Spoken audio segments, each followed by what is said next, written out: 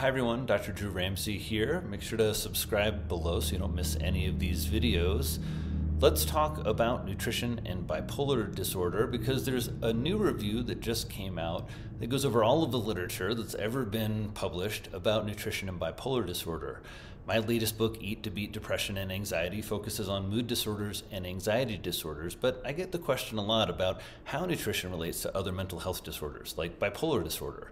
Bipolar disorder is a mood disorder, and along with depression, it includes periods of mania or hypomania. When people feel activated, really energetic, there's a decreased need for sleep, there's an increased speed in thinking and in voice, and over time, people begin to, with mania, that escalates and can cause a variety of problems.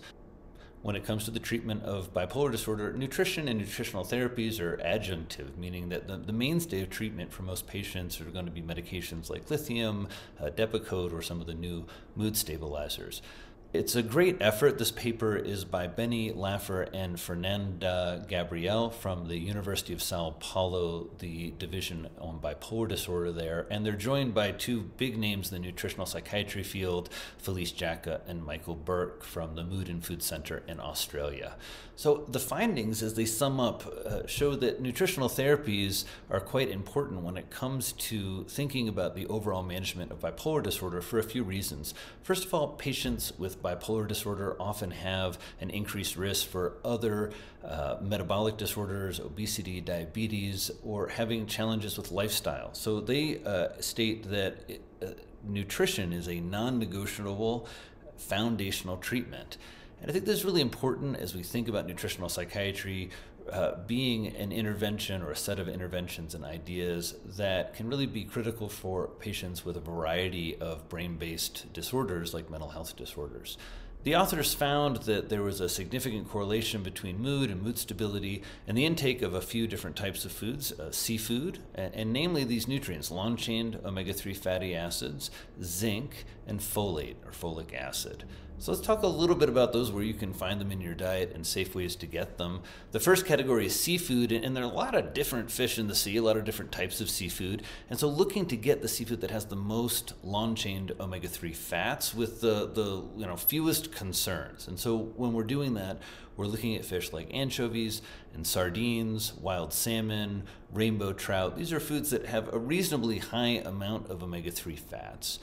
I also like to include the bivalves, mussels, clams, and oysters when we think about seafood because they're very high in many of the nutrients, particularly omega-3 fats, zinc, and many of the minerals that are quite important for mental health. The other two nutrients that have significant evidence, according to this most recent review of bipolar disorder and nutrition, are folate or folic acid. Now, oftentimes we think about these related to prenatal vitamins, but folate, vitamin B9, is a very, very important nutrient when it comes to mood and mood stability. You'll find folate in leafy greens. In fact, the word folate comes from the Latin word for foliage. And so leafy greens are a great place to find folate, folic acid, as well as beans, sunflower seeds, and liver. Those are some good choices when you're looking for folate. In terms of zinc, top choices are going to be oysters. There's over 500% of your daily need of zinc in just 6 oysters. For small East Coast oysters, that's about 60 calories. Other great sources of zinc are going to be pepitas. Pumpkin seeds are one that I really like to recommend. And dark chocolate is another great source of zinc.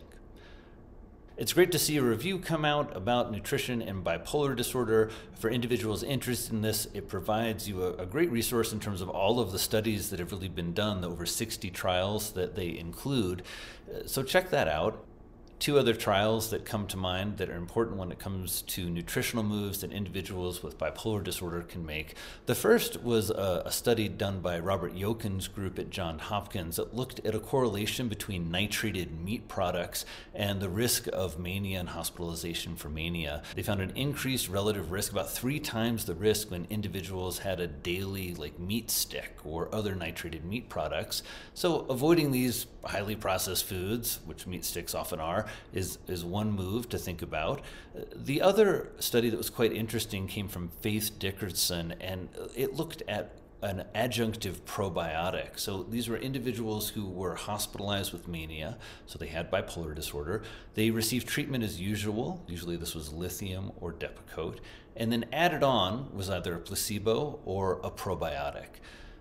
This group found that individuals who got the probiotic had a greatly reduced risk of being rehospitalized. In fact, out of 33 people in the control group that got the placebo, 24 were rehospitalized over the subsequent 6 months. When you looked at the intervention group that got the probiotic, only 8 of the 33 in that group were rehospitalized. So a very interesting and excited finding. Of course, in nutritional psychiatry, we try and translate this into food, and this would indicate that individuals who perhaps are concerned with mood cycling and want to improve their microbiome, they might want to consider something like yogurt, kefir, sauerkraut, or kimchi, those great fermented foods that, according to the most recent research, we need to eat to improve the diversity of our microbiome. Please remember this video is for educational purposes and should not be mistaken for clinical treatment or medical advice. If you're in treatment for bipolar disorder, I hope this review helps remind you and remind us all that nutrition is an important part of treatment for all mental health disorders, and I hope that some of this evidence and some of these ideas help. But please don't confuse this for medical advice and consult with any treating clinicians prior to changing any aspect of your diet or medications.